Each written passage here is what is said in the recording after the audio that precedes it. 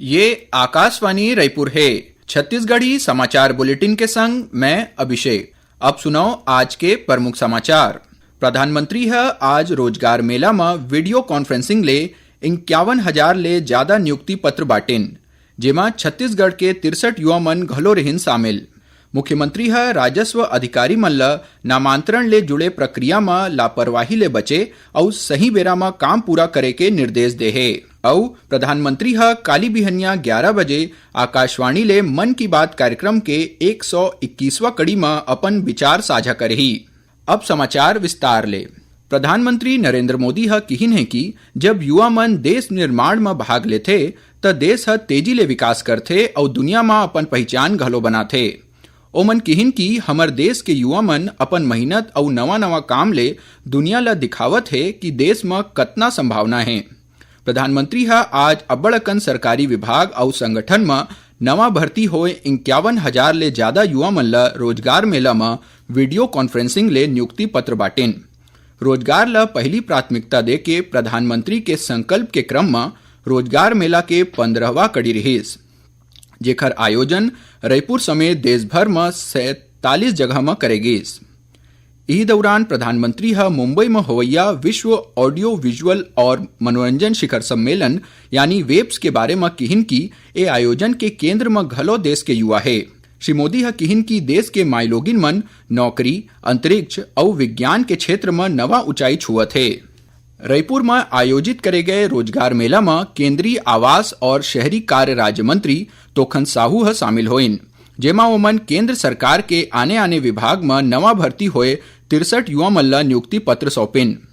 कार्यक्रम में गोठियात हुए श्री साहू है किहिन की ए रोजगार मेला प्रधानमंत्री नरेंद्र मोदी के आत्मनिर्भर भारत और विकसित भारत के संकल्प ला पूरा करे के दिशा में एक और बड़का कदम है। ओमन बताइन कि पाछूदारी होए रोजगार मेला में लगभग 71,000 नियुक्ति पत्र बांटे गए रहिस और ए दारी 51,000 ले ज्यादा युवा मन ला नियुक्ति पत्र दे गए है। केंद्रीय राज्य मंत्री है किहिन है कि बछर 2047 के आखिरी तक भारत ला 5 ट्रिलियन के अर्थव्यवस्था बनाना है। ए रोजगार मेला के आयोजन आयकर विभाग कोती ले करे गए रहिस। कार्यक्रम में छत्तीसगढ़ के मुख्य आयकर आयुक्त अर्पणा करण है किहिन है कि आज तक के रोजगार मेला ले 10 लाख ले ज्यादा युवा मन ला रोजगार दे जा चुके हैं। मुख्यमंत्री विष्णुदेव साय है राजस्व अधिकारी मन ला फौती नामांतरण के प्रक्रिया में कोनो भी प्रकार के लापरवाही नहीं करे और सही बेरा में काम पूरा करे के निर्देश दे है। आज रायपुर में राजस्व काम के समीक्षा करत हुए ओमन कलेक्टर मन ला निर्देश दिन की निश्चित बेरा में नामांतरण नहीं होए में संबंधित पटवारी के जवाबदेही तय करके उनकर खिलाफ कड़ा कार्रवाई करे जाए। मुख्यमंत्री है स्पष्ट करें कि राजस्व विभाग के सीधा संबंध आम लोगन ले है।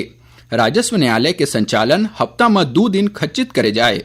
मुख्यमंत्री है गांव गंवई में डिजिटल तकनीक के ज्यादा ले ज्यादा उपयोग करे और डाइवर्जन प्रक्रिया ला सरल बनाए ऊपर जोर दिन। ओमन अविवादित नामांतरण और बंटवारा के मामला में ज्यादा देरी करैया अधिकारी कर्मचारी के खिलाफ कार्रवाई करे बर घलो केहिन। इही बीच रायपुर में पत्रकार मन संग गोठियात उप मुख्यमंत्री अरुण साव किहिन की केंद्र सरकार के तत्परता ले जम्मू कश्मीर और पहलगाम के वातावरण अब सामान्य होवत है। उन्हें अमरनाथ यात्रा बर लोगन मन में बड़ उत्साह है और सरलग पंजीयन होवत है, जेन ह बताथे कि मनखे मन भारत सरकार के व्यवस्था ले संतुष्ट है। छत्तीसगढ़ में माओवादी मुद्दा में श्री साव किहिन की फोर्स मन ह पाछू 15 महीना में माओवादी मन के खिलाफ सरलग कार्रवाई करे है, जेखर ले ओ मन में डरे है। उप मुख्यमंत्री है माओवादी मन ले अपील करें कि ओमन आत्मसमर्पण करके राज्य सरकार के आत्मसमर्पण और पुनर्वास नीति के फायदा उठाए। छत्तीसगढ़ी समाचार बुलेटिन आप मन आकाशवाणी रायपुर ले सुनत हो। छत्तीसगढ़ के खबर ले है आपके वास्ता और खबर के विश्वसनीयता ले है हमार वास्ता। आकाशवाणी समाचार रायपुर के प्रादेशिक समाचार बुलेटिन के संगे संग हमार समसामयिक कार्यक्रम आप रेडियो के संग अपन मोबाइल में घलो सुन सकत हो। आकाशवाणी समाचार फेसबुक, ट्विटर और यूट्यूब में घलो हावय। हमार फेसबुक पेज हरे Chhattisgarh news on AIR, Twitter handle CGAIR news और हमार यूट्यूब चैनल हरे छत्तीसगढ़ AIR न्यूज। तो अब रेडियो के संगे संग आपके मोबाइल के माध्यम ले हम आप तक पहुंचत हन। छत्तीसगढ़ के हर खबर बर सुनत रहो आकाशवाणी समाचार। अब आगू बढ़वो बाचे समाचार कोती। प्रधानमंत्री नरेंद्र मोदी काली बिहनिया 11 बजे आकाशवाणी ले मन की बात कार्यक्रम में अपन विचार साझा करही। ए मासिक रेडियो कार्यक्रम के 121वां कड़ी होही। आकाशवाणी और दूरदर्शन के जम्मू नेटवर्क, आकाशवाणी समाचार के वेबसाइट और news on AIR mobile app में कार्यक्रम सीधा प्रसारित होही। आकाशवाणी समाचार, दूरदर्शन समाचार, प्रधानमंत्री कार्यालय और सूचना और प्रसारण मंत्रालय के YouTube चैनल मन में घलो एकर सीधा प्रसारण करे जाही। आकाशवाणी ले हिंदी प्रसारण के तुरते बाद मन की बात कार्यक्रम के क्षेत्रीय भाषा मन में प्रसारण होही। केंद्र सरकार के सूचना और प्रसारण मंत्रालय है सब्बो मीडिया चैनल पर परामर्श जारी करे है। एमा ओमन ल राष्ट्रीय सुरक्षा ल देखत हुए आतंकवाद रोधी अभियान और सुरक्षा फोर्स मन के काम के सीधा प्रसारण ले बचे के सलाह दे गे है। मंत्रालय ह मीडिया ले रक्षा अभियान और काम ले जुड़े स्रोत आधारित सुरक्षा ऊपर रिपोर्टिंग करे ले दूर रहे के सलाह घलो दे है। मंत्रालय ह किहिन है कि बेरा ले पहली संवेदनशील सूचना के खुलासा ह देश विरोधी लोगन बर सहायक सिद्ध हो सकत है और अभियान ऊपर प्रभाव के संगे संग फोर्स मन के सुरक्षा ल खतरा में डाल सकत है। मंत्रालय ह किहिन है कि पाछू होए घटना ह जिम्मेदार रिपोर्टिंग के महत्व ला उजागर करे है।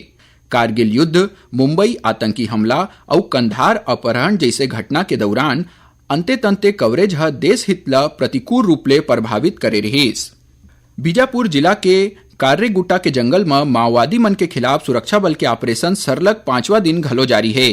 सर्चिंग ऑपरेशन में जब सुरक्षा बल के जवान गलगम ले कारेगुट्टा पहाड़ी कोती जावत रहिन तभे आईडी बम फूट गए, जेकर चपेट में आए ले डिस्ट्रिक्ट रिजर्व गार्ड यानी DRG के एक जवान ह घायल हो गिस, जेला सुग्घर इलाज बर हेलीकॉप्टर ले रायपुर लाए गए है।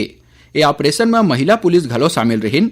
सुरक्षा बल ह अभी तक 3 महिला माओवादी ला मार गिराए है।